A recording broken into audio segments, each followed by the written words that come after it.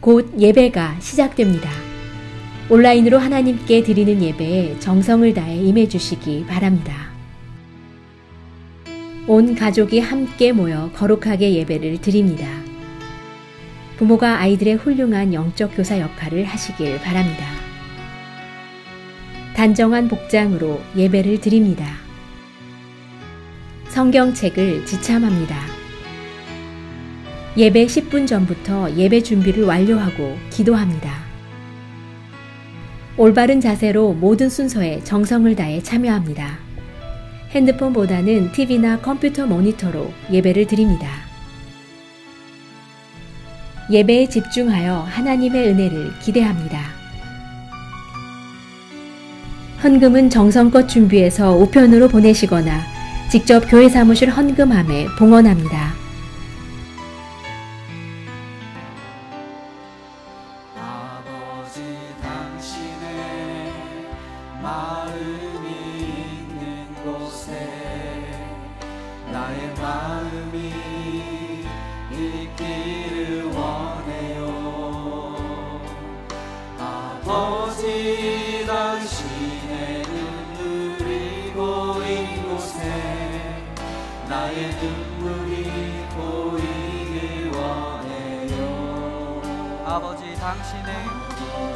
당신이 바라보는 영혼에게 나의 두 눈이 향하길 원해요. 아버지 당신이 울고 있는 어두운 땅에 나의 두 발이 향하길 원해요.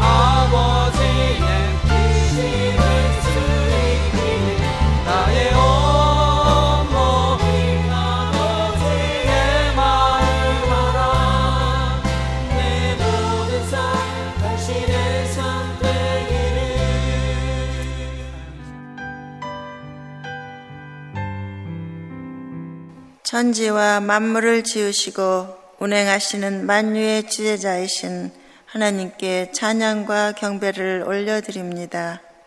지금 세계는 코로나 바이러스로 인하여 많은 사람들이 일상의 생활을 하지 못하고 각자 집에서 지내며 아이들은 학교에도 못 가고 또한 이웃과 교류를 못하고 있는 가운데 움츠러진 생활을 하고 있습니다.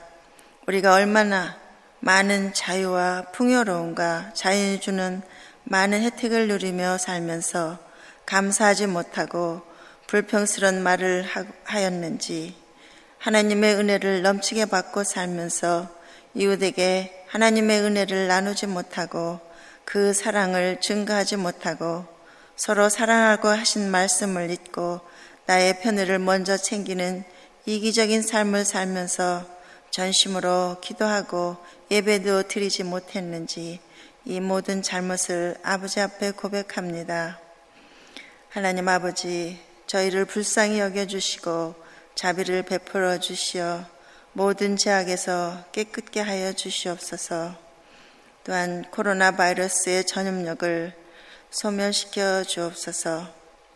또한 미국과 전 세계 모든 나라의 지도자들에게 지혜를 주시어 정치적으로, 경제적으로 모든 어려움을 잘 해결할 수 있도록 은혜 베풀어 주옵소서. 특별히 미국의 대통령과 참모들에게 함께하여 주시어 감염자가 많고 또한 사망자도 많은 이 현실을 극복할 수 있게 하여 주옵소서. 수고하는 의료진들을 위로하여 주시고 건강을 잃지 않도록 보호하여 주옵소서. 또한 효과적으로 감염자를 치료할 수 있는 약품을 찾아내게 하여 주옵소서. 그리하여 하루속히 우리의 모든 일상이 회복되고 감사하는 생활을 하게 하여 주옵소서.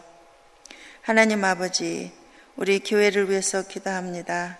한의진 목사님과 모든 사역자님들에게 성령 충만 주시어 교회와 맡겨주신 양떼들을 위해서 기도하게 하시고, 또한 성도들은 비록 성전에서 모이지 못할지라도 온라인 예배를 드리며 더욱 기도에 힘쓰고 자녀들과 가정 예배를 드리며 하나님을 참으로 예배하는 자들이 되게 하여 주옵소서. 우리 교회가 계획하고 있는 많은 사역들이 있습니다. 특별히 2020 선교대회가 은혜롭게 이루어질 수 있도록 소망합니다. 하나님이 함께하여 주옵소서. 우리 교회가 혼탁한 세상에서 복음을 증거하는 교회, 사람들을 주님께로 인도하는 교회의 역할을 잘 감당할 수 있게 하여 주옵소서. 우리 교회에서 자라나고 있는 차세대를 잘 양육할 수 있는 교회가 되게 하여 주옵소서. 오늘 말씀을 증거하여 주시는 한의준 목사님에게 능력을 주시어 우리의 심령을 뜨겁게 하여 주시고 새로운 결단을 할 수 있게 하여 주옵소서. 우리를 구원하여 주신 예수님의 이름으로 기도하였습니다. 아멘.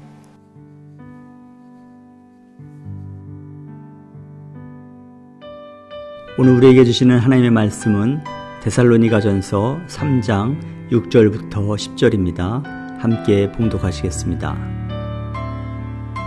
지금은 디모데가 너희에게로부터 와서 너희 믿음과 사랑의 기쁜 소식을 우리에게 전하고 또 너희가 항상 우리를 잘 생각하여 우리가 너희를 간절히 보고자 함과 같이 너희도 우리를 간절히 보고자 한다 하니, 이러므로 형제들아, 우리가 모든 궁핍과 환난 가운데서 너희 믿음으로 말미암아 너희에게 위로를 받아노라. 그러므로 너희가 주 안에 굳게 선즉 우리가 이제는 살리라. 우리가 우리 하나님 앞에서 너희로 말미암아 모든 기쁨으로 기뻐하니 너희를 위하여 능히 어떠한 감사로 하나님께 보답할까. 주야로 심히 간구함은 너희 얼굴을 보고 너희 믿음이 부족한 것을 보충하게 하려 함이라. 아멘. 내 논에 물 들어가는 것과 자식 입에 밥 들어가는 것은 보고만 있어도 배가 부르다라는 말이 있습니다. 자녀가 그 부모의 마음을 이해해주고 헤아려 줄 때, 그리고 자녀가 건강하게 잘 이렇게 자라서 성장하는 것을 보는 부모의 마음은 너무너무 기쁜 것이죠. 오늘 본문에서도 자녀를 향한 이 부모의 마음과 같은 그런 사도 바울의 마음을 우리가 읽을 수가 있습니다. 사도 바울이 이 데살로니가 교회를 향한 그 마음이 마치 자녀를 향한 부모의 마음과 같다라는 것을 볼 수 있습니다. 사도 바울은 이 데살로니가 교회를 너무 보고 싶었고 또 너무 가고 싶었습니다. 그런데 본인은 갈 수 있는 그런 사정과 형편이 되지 않기 때문에 그래도 너무 가고 싶은 마음을 참을 수가 없어서 디모데를 보내지 않습니까? 자신의 영적 아들 그리고 또 자신의 동역자인 디모데를 보내서 데살로니가 교회에 대해서 자신의 안부도 전하고 또 데살로니가 교회를 향한 그의 사랑도 전하고 또 데살로니가 교회의 사정과 형편을 돌아보고 그 소식을 갖고 오기를 원하는 마음으로 이제 디모데를 보내지 않습니까?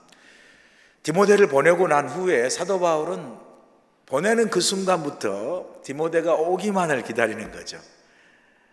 이제야 올까 저제야 올까 기다리다가 마침내 디모데가 데살로니가 교회를 방문하고 사도 바울에게 이제 돌아와서 데살로니가 교회를 방문한 그 보고서를 이제 사도 바울에게 들려주는 거죠. 그게 오늘 본문의 6절의 말씀입니다. 6절 보시죠. 지금은 디모데가 너희에게로부터 와서 너희 믿음과 사랑의 기쁜 소식을 우리에게 전하고 또 너희가 항상 우리를 잘 생각하여 우리가 너희를 간절히 보고자 함과 같이 너희도 우리를 간절히 보고자 한다 하니, 이게 디모데가 데살로니가 교회를 방문하고 돌아와서 사도 바울에게 데살로니가 교회에 대한 보고의 요약의 말씀이라고 할 수 있죠. 한마디로 데살로니가 교회를 방문하고 돌아온 디모데가 사도 바울에게 전한 소식은 기쁜 소식이었어요. 제가 이 구절을 보면서 내용을 들어가기 전에 디모데가 사도 바울에게 전한 소식이 오버롤 전체적으로 기쁜 소식이라는 그 오늘 이 구절을 보면서 제가 이런 생각을 했습니다. 누군가 우리 교회를 방문하고 돌아가서 누군가에게 우리 교회에 대한 소식을 전한다면 그 사람이 누군가에게 전한 우리 교회의 여러 형편과 사정에 대한 소식은 좋은 소식일까 나쁜 소식일까 라는 생각을 합니다. 여러분, 우리 교회가 세계에서 가장 가고 싶어하는 그런 휴양지고 관광지인 하와이에 위치하고 있기 때문에 매년 또 매주일 우리 교회를 방문하는 그런 성도들이 많죠.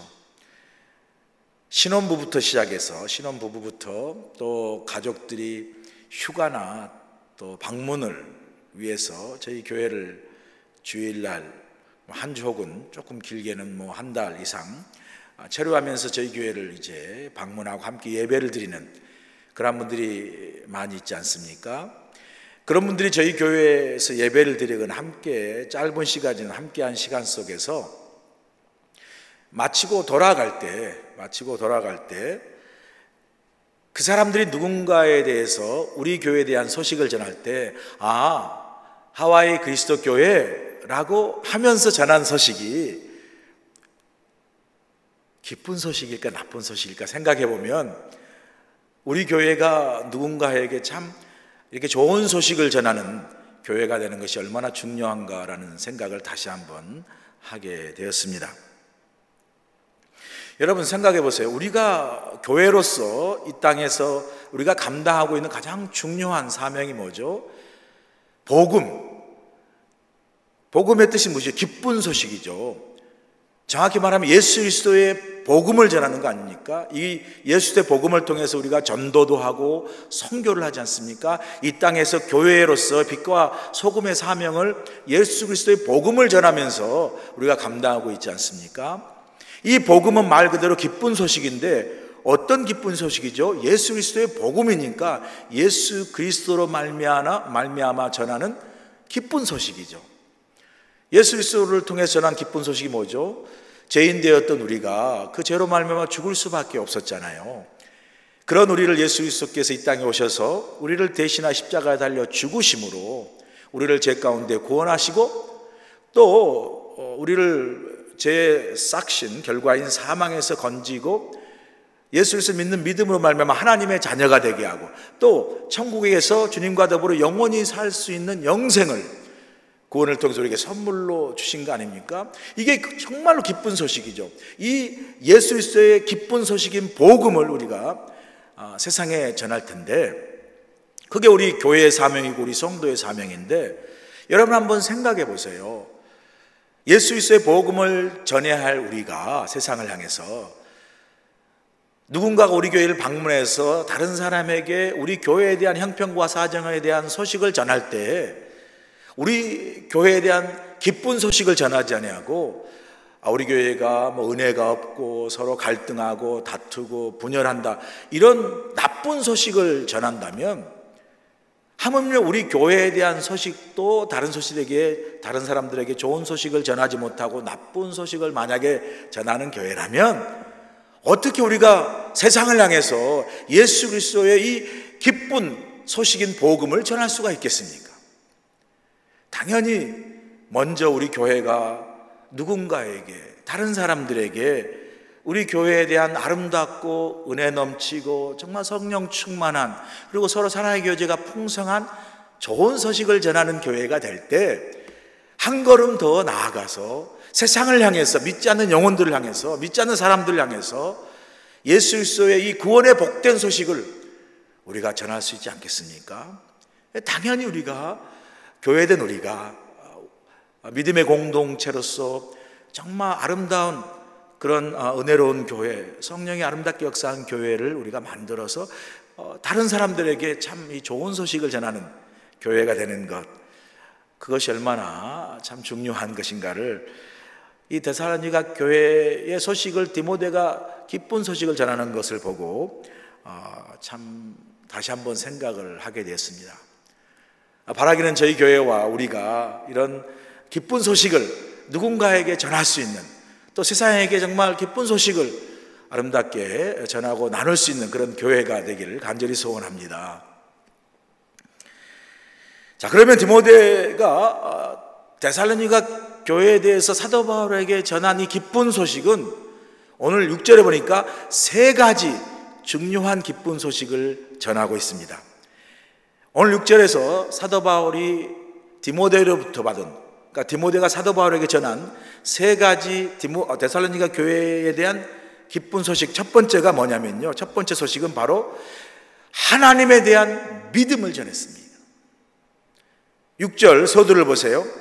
지금은 디모데가 너희에게로부터 와서 너희 믿음과 사랑의 기쁜 소식을 우리에게 전하고, 여기 보니까 믿음의 기쁜 소식, 데살로니가 교회가 얼마나 믿음에 잘 서 있는가, 믿음의 기쁜 소식을 사도 바울에게 전했다라는 거죠.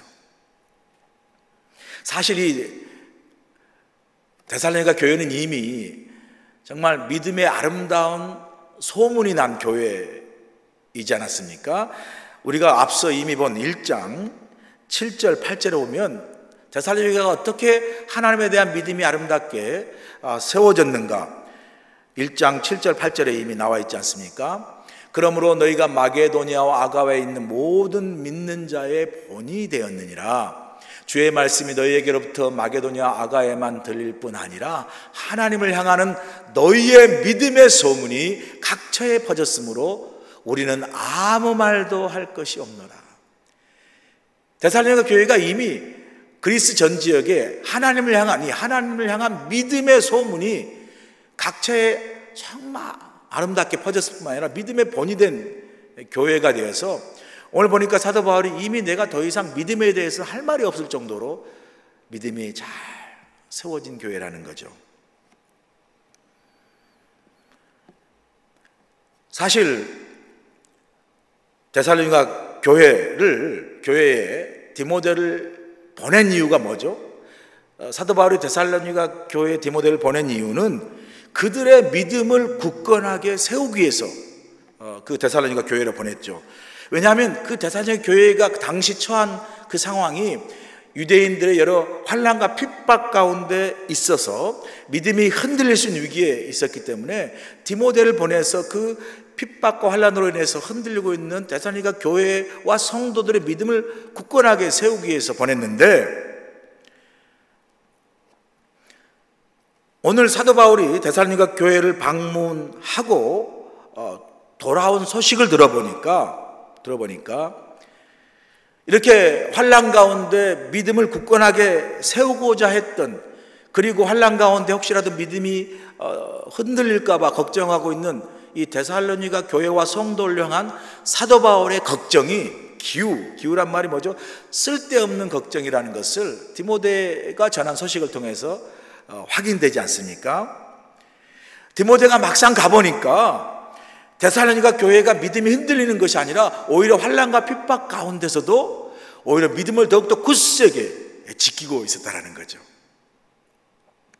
그래서 본문 7절 보세요. 본문 7절 보니까 이렇게 이야기합니다. 이러므로 형제들아, 우리가 모든 궁핍과 환난 가운데서 너희 믿음으로 말미암아 너희에게 우리가 위로를 받았노라 라고 사도 바울이 오히려 고백하고 있습니다.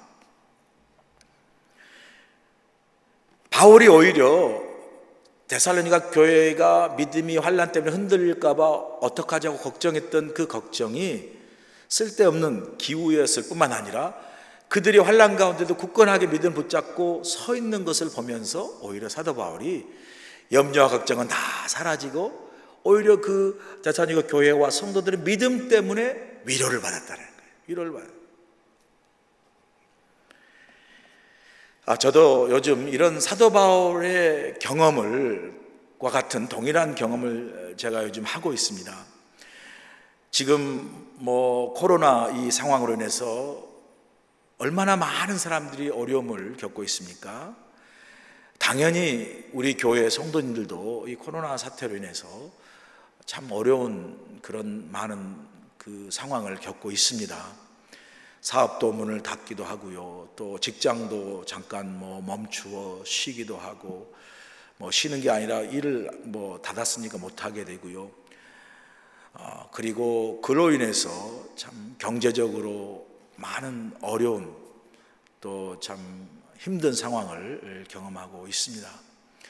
목회자인 제 입장에서도 교회가 이렇게 함께 예배를 드리지 못하고 모이지 못하는 이 공적 예배, 그래서 교회가 이렇게 정상적인 예배가 멈춰 있는 것도 걱정이지만 동시에 또 성도님들이 이런 코로나 상황으로 겪고 있는 그런 삶의 여러 가지 어려운 환경들, 또 경제적인 어려운 그런 그 문제들, 이런 걸로 인해서 제 마음에 참 기도하는 가운데도 솔직히 염려와 걱정이 많습니다. 그럼에도 불구하고 제가 이 코로나 상황 속에서 경험하는 큰 위로가 뭐냐면요, 저도 영상으로 이제 설교를 하고 또 제가 설교하면서 함께 드리는 예배를 같이 집에서 보지 않습니까? 그 가운데 주일 예배, 그리고 그 수요 예배, 그리고 새벽 예배마다 그 대표로 나와셔서 기도하시는 우리 성도님들의 기도를 들으면서 정말 많은 은혜를 받고 많은 위로를 받습니다.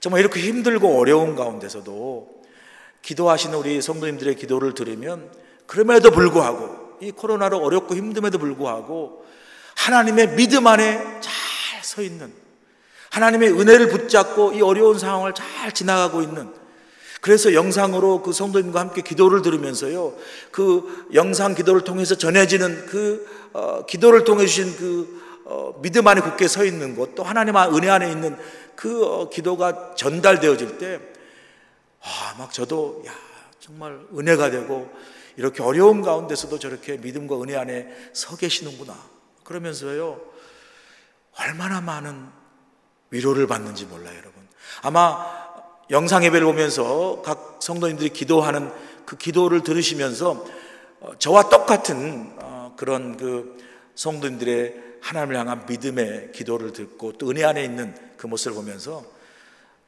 성도님들 똑같은 그런 저의 그 경험, 저의 그 위로를 아마 느끼고 경험하실 줄로 믿습니다. 어제 우리 이제 교회에서 한두 분의 권사님과 우리 이재승 권사님을 잠깐 만났어요. 이재승 권사님이 지금 항암 치료를 하고 있는데 지난번 9번 항암 치료를 다 마쳤어요. 첫 번째로 얼마나 힘들었겠어요. 그리고 두 번째 또 9번째 항암 치료하는 두 번째 중에 이제 얼마 전까지 3번을 마쳤다고 그래요. 여러분, 항암 치료가 얼마나 어렵습니까? 저희 누님도 아시잖아요. 내 브레인 캔서 건데 이제 더 조사해 보니까 눈 안에 암이 있는 것을 최근에 발견을 했습니다. 그래서 이제 병원에 입원해서 항암 치료를 하는데 월요일 날 제가 전화를 걱정돼서 했는데 병원에서 전화를 받는데 제가 10초 이상 통화를 못했습니다. 왜냐하면 항암 치료하면서 너무 고통스러워서 대화를 더 이어갈 수가 없어서 그냥 누님 내가 기도하겠다고 나중에 전화 다시 하겠다고 그러고 이제 끊었습니다. 참 항암 치료가 고통스러운 거 아니겠습니까?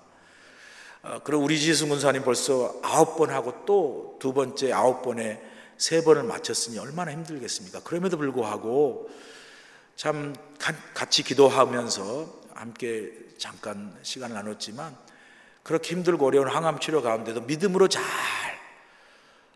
정말 서서 그 힘든 항암 치료를 잘 이겨나가는 것을 보면서 제가 힘내시라고 기도를 했지만 오히려 제가 더 위로를 받고 은혜를 받습니다. 여러분, 이렇게 힘든 가운데도 많은 성도인들 가운데서 정말 믿음으로 굳게 서 있고 하나님 은혜 안에 있는 것이 오히려 목회자인 저뿐만 아니라 많은 성도들에게 큰 위로가 되고 힘이 되는 것, 얼마나 감사한지 모릅니다. 계속해서 우리가 서로를 위해서 또 병중에 또 어려운 가운데 있는 분들을 위해서 이렇게 믿음으로 중보기도 하고 위로를 줄 수 있는 우리 교회가 될 수 있기를 간절히 소원합니다. 디모데가 사도 바울에게 전한 데살로니가 교회의 두 번째 기쁜 소식은 뭐냐면요, 형제에 대한 사랑을 전했습니다. 본문 6절 서두에 다시 보시면 지금은 디모데가 너희에게부터 와서 너희 믿음과 사랑의 기쁜 소식을 우리에게 전하고 그랬죠. 그러니까 디모데가 데살로니가 교회에 대해서 전한 소식 가운데 하나님을 향한 믿음의 기쁜 소식도 전했고요. 두 번째로 뭐죠? 데살로니가 교회 안에서 서로 성도 간에 또 그 교회가 속해 있는 그 지역사회 이웃들을 향한 그 사랑으로 풍성한 기쁜 소식을 사도 바울에게 전한 것이죠. 사실 참 디모데가 전한 이 데살로니가 교회가 사랑의 풍성한 그 기쁜 소식을 전한 건요, 이미 우리 1장 3절에 보시면 데살로니가 교회는 참 사랑이 풍성한 교회라는 것을 알 수 있습니다. 1장 3절에 보면 너희 믿음의 역사와 그 다음 뭐죠? 사랑의 수고와 우리 주 예수 그리스도에 대한 소망 인내를 우리 하나님 아버지 앞에서 끊임없이 기억함이니, 여기 보면 데살로니가 교회는 사랑의 수고를 참 넘치게 한 교회죠. 그러니까 사랑이 풍성하니까 그 사랑을 전하고 나누는 그 수고, 나누고 베푸는 일에 아주 풍성한 교회여서 사도 바울이 데살로니가 교회를 기억하면 사랑이 풍성한 교회로 기억할 정도로, 그거에 대해서 하나님께 감사할 정도로 사랑이 풍성한 교회였다라는 거죠. 당연히 여기서 말하는 사랑은 먼저는 성도 안에 서로의 사랑이고요, 또 교회가 속해 있는 이웃을 향한 그러한 사랑이 풍성했다는 것을 의미하죠.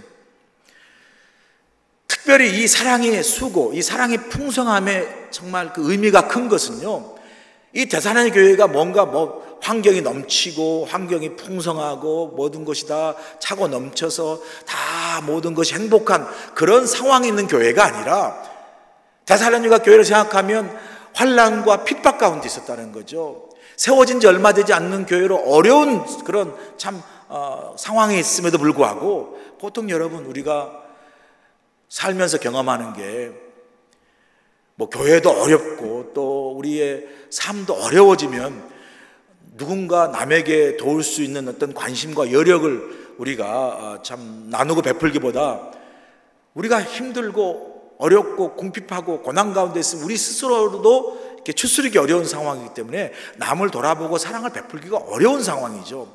그런데 데살로니가 교회는 환난과 핍박 가운데 있으면서도 불구하고 성도와 성도 간의 사랑의 그 수고를 통해서 나누고 베풀고 이웃을 향해서 사랑을 나누고 베푸는 일에 풍성하고 넘치는 교회였다라는 거죠. 그래서 우리가 앞으로 보게 될 데살로니가전서 4장 9절에 보면 이렇게 말할 정도예요. 형제 사랑에 관하여는 너희에게 쓸 것이 없음은 너희들 자신이 하나님의 가르침을 받아 서로 사랑함이라. 아니, 형제 사랑에 대해서는 쓸 것이 없을 정도로 데살로니가 교회가 참 그런 사랑을 잘 실천한 교회라는 거죠.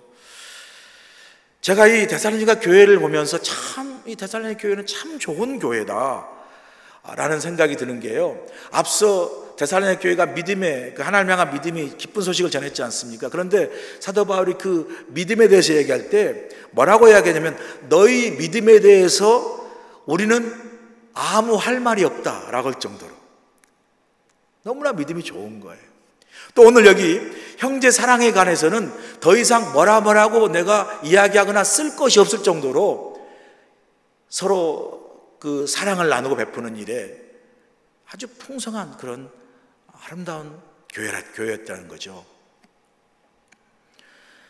이런 그 데살로니가 교회의 모습을 보면서 오늘 우리가 처한 이 현실의 교회를 보면 너무나 대조적이지 않습니까? 우리가 처한 현실의 교회를 보면 얼마나 많은 세상 사람들이 또 믿지 않는 사람들이 교회의 믿음에 대해서 참 많이 비판하고 얼마나 할 말을 많이 합니까?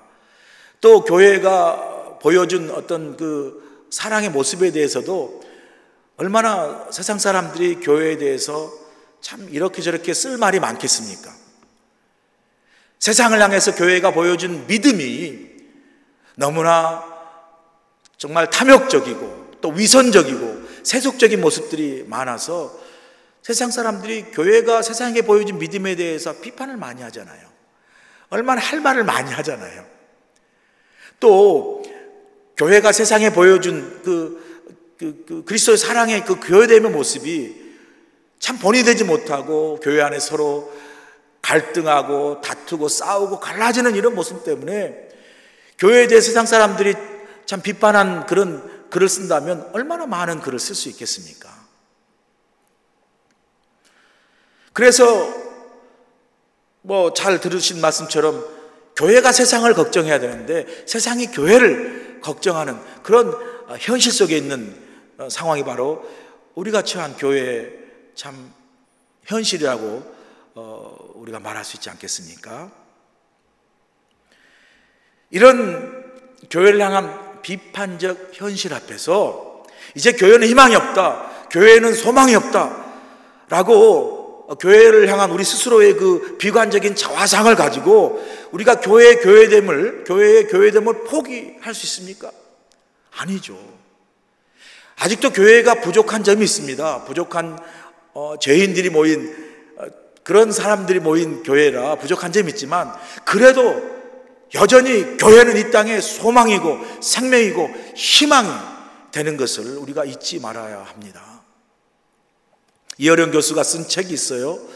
우물을 파는 사람이라는 책이 있는데 뭐 잘 아시는데 이어령 교수가 70살 돼서 그 무신론자였고 정말 그 지성인의 대표로서 교회를 비판하고 기독교를 비판한 그런 분이 70세에 세례를 받고 교회를 다니고 크리스찬이 되고 기독교인이 되지 않았습니까? 그랬을 때 많은 동료 그 지성인들, 무신론자들이 비판하고 핀잔을 줬습니다. 왜 교회를 다니냐고. 그렇게 다닐 것 같으면 그냥 조용히 집에서 성경책 읽고 집에서 혼자 기도하고 뭐 찬송하고 하면 되지, 굳이 교회 다니면서 티를 내면서 예수를 믿을 필요가 있냐라고 무신론자 동료 지성인들이 핀잔을 쥐고 비난을 했습니다. 그때 이어론 교수가 이렇게 대답합니다. 식당이라고 다 맛있는 음식이 나오던가, 병원 간다고 다 병이 낫던가, 극장에 가면 재미있는 명화만 트는가, 그래도 배고프면 식당을 찾아가듯이 모든 교회가 다 거룩하고 영적인 것은 아니지만 역시 영혼이 메마른 사람이 찾아갈 곳은 교회가 아닌가. 부패한 교회가 있다고 해서 교회에 가지 말라는 것은 병원 의사가 오진하여 죽었으니 앞으로 병이 나도 병원 가지 말라는 말과 같다라고 우물 파는 사람이라는 책에서 그렇게 고백하고 있지 않습니까? 무슨 말이죠? 교회는 사람이 모인 곳이라 여전히 부족한 것이 있지만 그래도 이 교회의 주인 되고 머리 되신 분은 우리 주님이시고 우리 그리스도시기 때문에 여전히 우리로서가 아니라 이 교회의 머리 되고 주인 되신 바로 이 교회로서, 그리스도의 이 교회로서 우리가 여전히 세상을 향해서 희망을 주고 소망을 주고 생명을 주는 그런 교회일 수밖에 없고요, 또 교회가 되어야 한다라고 고백하고 있는 거죠. 그런 점에서 제가 좋아하는 복음성가가 있어요. 우리에겐 소원이 하나 있네라는 제목인데 참 가사가 좋습니다. 한번 들어보세요. 우리에겐 소원이 하나 있네. 주님 다시 오실 그날까지 우리 가슴에 새긴 주의 십자가 사랑, 나의 교회를 사랑케 하네. 주의 교회를 향한 우리의 마음, 희생과 포기와 가난과 고난, 하물며 죽음조차 우리를 막을 수 없네. 우리 교회는 이 땅의 희망. 교회를 교회되게, 예배를 예배되게 우리를 사용하소서. 진정한 부흥의 날 오늘 임하도록 우리를 사용하소서. 성령 안에서 예배하리라 자유의 마음으로, 사랑으로 사역하리라 교회는 생명이니 교회를 교회되게, 예배를 예배되게 우리를 사용하소서. 진정한 부흥의 날 오늘 임하도록 우리를 사용하소서. 이 복음성가의 가사처럼 우리의 소원이 있다면 교회를 교회되게, 예배를 예배되게 함으로 교회가 이 땅의 희망이고 생명이고 소망이 되게 하셔서 교회의 진정한 부흥이 오늘 우리 교회, 우리를 통해서 이 땅에 임하도록 우리와 우리 교회를 하나님 사용하여 주시옵소서 라는 소원을 우리 가슴에 품고 하나님께 기도하면서 여전히 교회는 세상을 향해서 소망이고 생명이고 희망임을 우리가 선포할 수 있는 저와 여러분, 또 우리 교회가 될 수 있기를 간절히 소원합니다. 마지막으로 디모데가 사도 바울에게 전한 기쁜 소식, 데살로니가 교회에 대한 기쁜 소식은 바로 성도와 목회자에 대한 상호 신뢰를 전했습니다. 본문 6절 보세요. 지금은 디모데가 너희에게로부터 와서 너희 믿음과 사랑의 기쁜 소식을 우리에게 전하고, 믿음의 소식, 사랑의 소식, 기쁜 소식을 전했죠. 그 다음에 뭐라고 말씀합니까? 또 너희가 항상 우리를 잘 생각하여 우리가 너희를 간절히 보고자 함과 같이 너희도 우리를 간절히 보고자 한다니. 후반절에 보니까 너희가 우리를 잘 생각해서 우리가 너희를 정말 간절히 보고자 함과 같이 너희도 우리를 간절히 보고자 한다라고 고백하고 있지 않습니까? 다른 말로 표현하면 사도 바울이 데살로니가 교회를 사랑한 것처럼 데살로니가 교회와 성도도 사도 바울을 사랑했다는 거죠. 사도 바울이 데살로니가 교회를 정말 그렇게 가고 싶고 보고 싶은 것처럼 데살로니가 교회와 성도도 사도 바울을 만나고 싶고 보고 싶어 했다는 거죠. 어느 한쪽이 일방적인 그러한 사랑이 아니라, 그리움이 아니라 사도 바울은 데살로니가 교회와 성도를 향해서, 그리고 데살로니가 교회와 성도는 사도 바울을 향해서 서로 정말 보고 싶고 만나고 싶고 그리워하는 것, 이게 어디서 나오는 걸까요? 바로 서로 신뢰하고 서로 믿는 상호 신뢰에서 오는 것이죠. 여러분, 이런 데살로니가 교회가 참 아름답지 않습니까? 목회자가 성도를 보고 싶고 그리워하고 성도 또한 목회자를 향한 아름다운 사랑으로 함께 정말 보고 싶고 만나고 싶어하는 그런 교회. 목회자가 가는데 성도가 마음이 열리지 않아서 피하고 도망가고, 또 성도가 오는 것이 정말 성도로부터 받을 어떤 비판과 비난이 두려워 목회자가 두려워하는 그런 관계라면 어떻게 교회가 행복하고 어떻게 그런 교회가 영적으로 부흥하고 하나님 은혜 가운데 정말 행복한 교회가 될 수 있겠습니까? 오늘 데살로니가 교회를 보면요, 유대인들이 그렇게 데살로니가 교회를 핍박하고 성도를 핍박하면서 사도 바울과 데살로니가 교회 사이를 이간질하고 서로 이렇게 나누도록, 끊어버리도록 얼마나 많은 핍박과 환난을 주었습니까? 막 사도 바울을 비난하고 유대인들이 막 욕하고 비판할 때 데살로니가 교회와 성도들은 조금도 흔들리지 않았어요. 의심하거나 비난하거나 욕하지 않았습니다. 오히려 유대인들의 그 핍박과 이간질 속에서도 누가 뭐라 해도 우리는 사도 바울을 신뢰합니다라고 고백하면서 믿음을 잘 지키고 그러한 상호 신뢰 속에서 교회가 든든히 서갈 수 있었다는 거죠. 여러분, 이렇게 목회자와 성도 또 사도 바울과 데살로니가교회 이런 믿음에 기초한 상호 신뢰 속에서 든든히 서 있었기 때문에 환난과 핍박이 와도 교회가 무너지지 않고 오히려 영적으로 잘 성장할 수 있었다는 거죠. 여러분, 사탄이 교회를 무너뜨리고 성도를 무너뜨리고 정말 넘어지게 하는 가장 잘 쓰는 방법이고 가장 효과적인 방법이 뭔지 아세요? 바로 목회자와 성도들 사이에 그 상호 신뢰를 무너뜨리는 거예요. 깨트리는 거예요.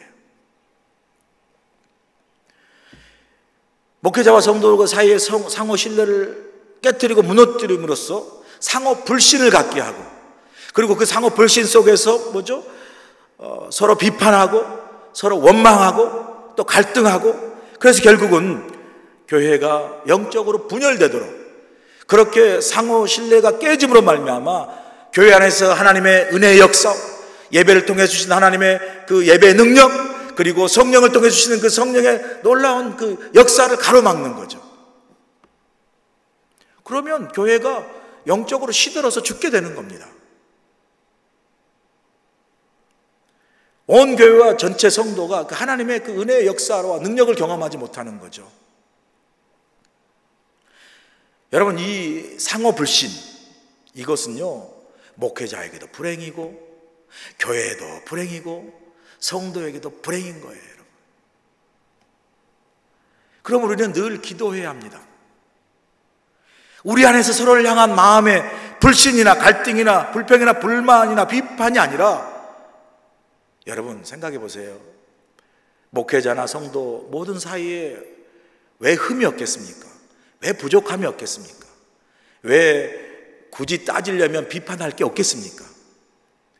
그러나 그런 우리의 연약함이 있을 때, 우리 인간적인 어떤 부족함과 허물이 있을 때, 그것이 우리로 하여금 상호 신뢰와 불신을 갖게 하고 비판하고 서로 정말 갈등하고 서로 다투는 그런 일이 되지 않고, 그런 연약함을 바라볼 때 우리가 서로 기도하면서 그 연약함이 나의 그 어떤 그 기도로 서로 도와주고 그 연약함을 채워주고 그 허물들을 서로 덮어주면서 함께 정말 하나님의 은혜가, 그래서 우리가 서로 필요합니다.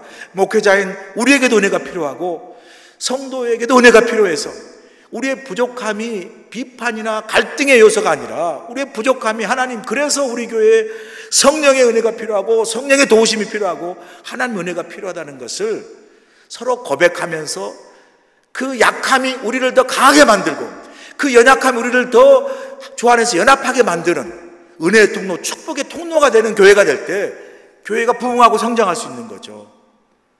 우리의 연약함과 부족함과 실수가 항상 우리의 비판이나 어떤 우리의 판단의 요소가 아니라, 그렇기 때문에 그것 때문에 우리가 더 하나님의 은혜 안에서 더 연약함이 강함으로 역사하는 그런 교회가 될 때 목회자와 성도와 또 성도가 성도 서로 사이에 이 연약함이 서로를 은혜 가운데 붙들어주는, 이 연약함 때문에 서로를 붙들어주며 믿음 안에서 서로를 세워가는 신뢰를, 상호 신뢰를 세워가는 교회가 될 때 그 교회가 정말 하나님의 은혜가 무엇인지를 알고 그 하나님의 은혜 때문에 교회가 더 강하게 되는, 교회가 더 영적으로 부흥하는, 데살로니가 교회가 여러분 왜 연약함이 없었겠어요? 왜 부족함이 없었겠어요?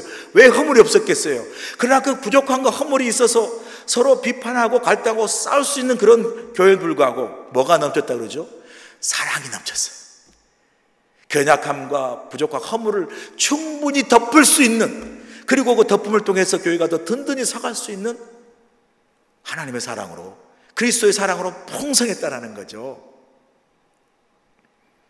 바로 이런 하나님의 은혜와 사랑 안에서 연약함이 서로의 부족함을 세워가는 상호 신뢰로 세워져 갔을 때 어떻게 되죠? 데살로니가 교회가 그 연약함 속에서도 더 든든히 세워지는 축복된 교회가 되었다는 거죠. 할렐루야. 저는 정말 우리 교회가 이런 교회가 되기를 원합니다.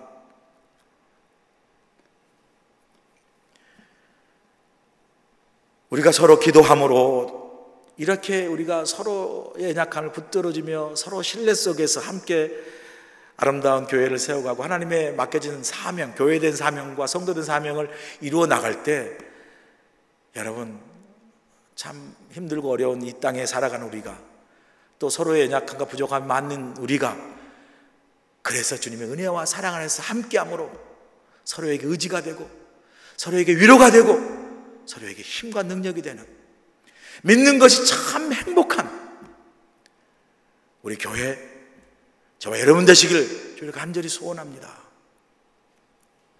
이렇게 디모데에게 기쁜 소식이 들려졌을 때 바울이 어떤 반응을 보입니까? 본문 8절 보세요. 그러므로 너희가 주 안에서 굳게 선즉 우리가 이제는 살리라.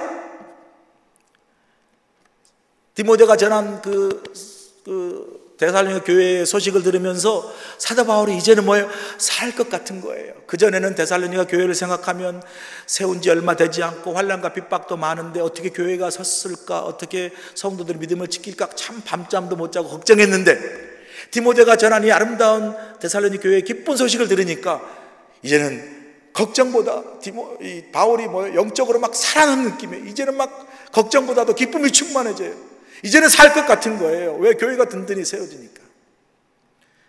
여러분, 교회가 든든히 세워지고 믿음이 든든히 세워져야 이렇게 우리가 살아나는 기쁨이 있어요. 내 영혼이 잘된 같이 범사가 강건해진다는 게 뭐예요? 우리 교회가 은혜 가운데 잘 서고 믿는 것이 참 행복한 교회가 되고, 그런 교회 안에서 우리가 믿음 신앙생활을 잘할 때 돈이 많아서 살아난 것 같고요, 좋은 집 좋은 차가 있어서 살아난 것 같지만 그건 잠시고요. 진짜 우리를 살게 하는 게 뭐예요? 하나님의 은혜로 세워진 이 교회, 내 신앙, 내 은혜 안에서 우리가 뭐예요? 살아나는 역사를 경험하는 거죠. 저는 오늘 이 본문의 사도 바울의 고백, 우리가 이제는 살리라, 이게 참 제게 오늘 힘이 되었습니다. 설교 준비하면서. 특별히 코로나로 우리 성도님이나 우리 교회 여러 가지 참 어려운 상황들이 많아서 걱정도 많고 염려도 많고 참 불안하고 두려움도 많은데, 이 긴 터널이 언제 끝날까, 언제 회복될까, 그래서 언제 우리가 다시 정말 이렇게 살만 나는 그런 기쁜 마음으로 살 수 있을까라는 그런 그 막연한 두려움이 있는데요, 오늘 이 설교 준비하면서 그런 우리에게 하나님께서 정말 위로의 말씀으로, 확신의 말씀으로 들려주는 하나님의 음성처럼 들려요. 그런 우리에게 하나님께서 뭐라고 말씀합니까? 우리가 이제는 살리라, 이제 너희가 살 것이라고 말씀하는 거예요. 힘들고 어려운 코로나 상황에 있지만 하나님께서 이 사도 바울의 고백을 통해서 이제는 너희가 살리라, 우리가 이제는 그 하나님 은혜 때문에 살 것이다, 그 위로의 말씀으로 제게 들렸습니다. 저와 여러분이요, 그래서 저는 이번 주 내내, 주일까지 이번 주 내내 오늘부터 계속해서 반복적으로 매일 그냥 순간순간 기도했으면 좋겠어요. 어떤 기도예요? 짧은 기도예요. 이 기도예요. 이제는 내가 살리라. 매일 여러분 기도하세요. 생각날 때 이제는 내가 살리라. 왜요? 하나님 은혜 때문에. 지금 아무리 어려운 가운데 있어도 계속 기도하시자고요. 우리 이제는 내가 살리라, 사도 바울 고백처럼. 왜? 하나님의 은혜와 하나님의 그 도우심과 확신하는 그 우리 함께 하시는 그 임재하심으로 우리가 아무리 어려운 상황이 있어도 이제는 내가 살리라 하는 그런 고백을 일주일 내내 순간순간마다 이 짧은 기도를 저와 여러분이 계속해서 반복적으로 이제는 내가 살리라, 주님 때문에 살리라라고 기도할 수 있기를 간절히 소원합니다. 그렇기 때문에 9절 10절에 사도 바울이 이렇게 고백하고 있지 않습니까? 이 확신하는 믿음 때문에 우리가 우리 하나님 앞에서 너희로 말미암아 모든 기쁨으로 기뻐하노니 너희를 위하여 능히 어떠한 감사를 하나님께 보답할까? 주야로 심히 간구하면 너희 얼굴을 보고 너희 믿음이 부족한 것을 보충하게 하려 함이라 말씀해요. 바울이 이 기쁜 소식을 듣고 이제는 내가 살리라 고백하면서 어떻게 해서 하나님께 기뻐했고 하나님께 감사했고 또 사도 바울이 더 데살로니가 교회를 보고 만나면 더 믿음을 더 충만케 하고 싶은 기도를 드리는 것을 우리가 볼 수 있습니다.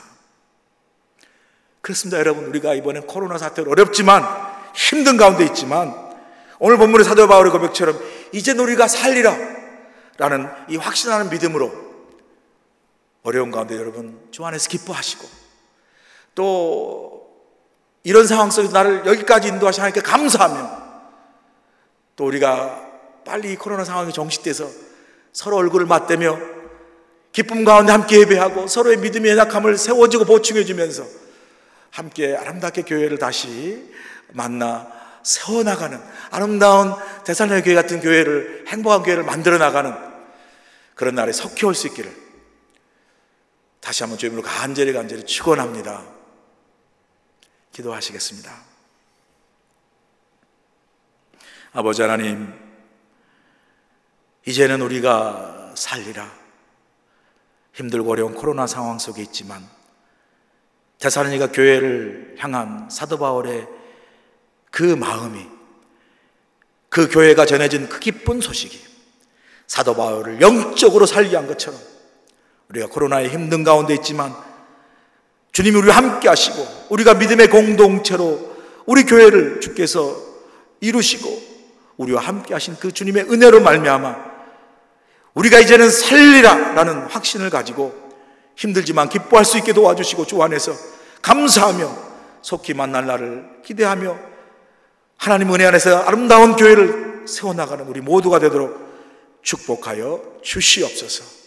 예수님의 귀하신 이름으로 기도하옵나이다. 아멘.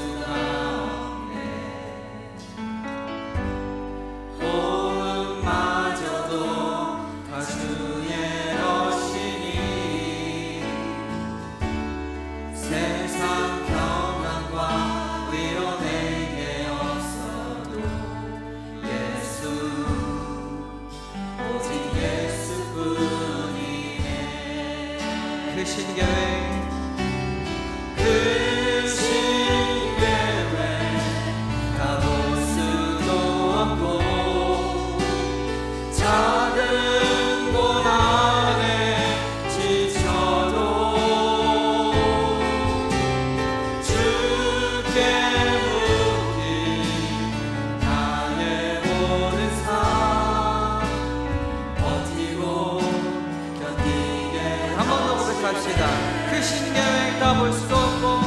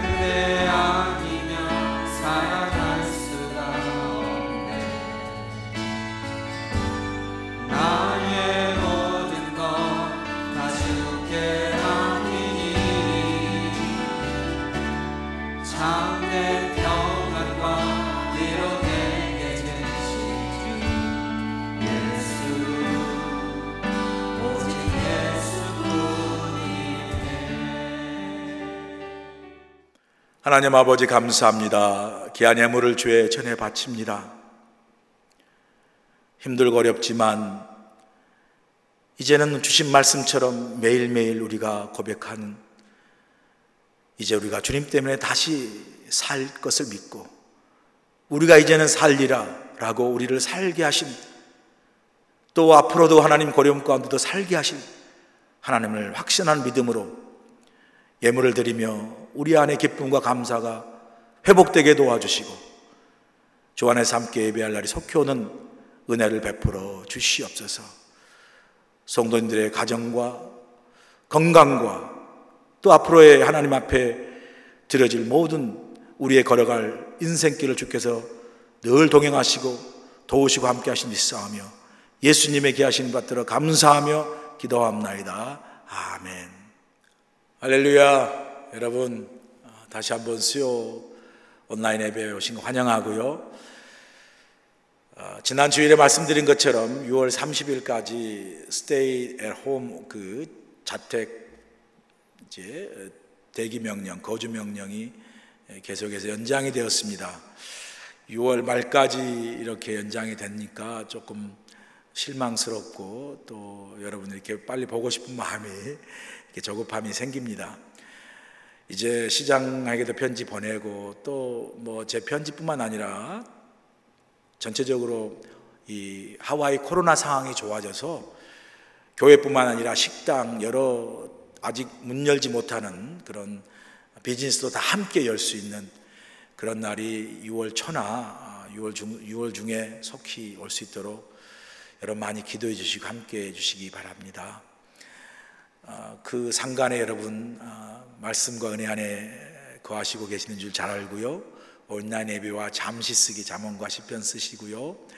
또 특별히 건강 잘 지키셔서 우리 함께 서로 얼굴을 뵐 때 정말 기쁘고 건강한 모습으로 볼 수 있기를 또 간절히 소원합니다. 병자나 또 주위에 어려움 당하신 우리 성도님들 많이 계시니까요.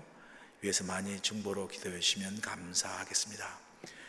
다시 또 새벽 예배와 주일 온라인 예배 또 여러분 뵙기를 소원하면서요. 이제 다 같이 나셔서 마지막 예배가 아니죠. 마지막 찬송 부르시고 축도 예배를 마치겠습니다. 내 마음의 주를 향한 사랑이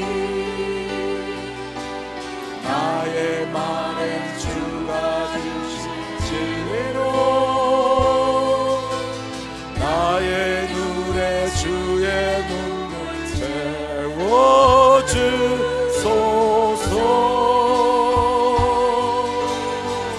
내 입술의 찬양 향기가 내 입술의 찬양 향기가 두 손에 주를 닮은 섬김이 나의 삶의 주의 은전 나의 삶의 주의 남게 함께 하소서. 우리 두 손 들고 찬양합니다. 하나님의 사랑이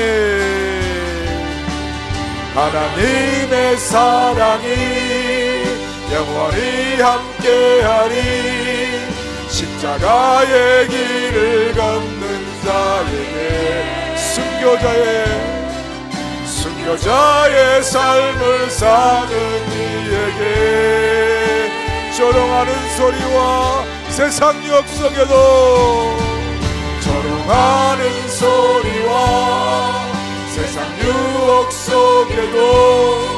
주의 순결한 신부가 되리라. 내 생명 주님께 드리리. 조롱하는 소리와 세상 유혹 속에도 조롱하는 소리와 세상 유혹 속에 주의 순결한 신부가 되리라. 아멘. 내 생명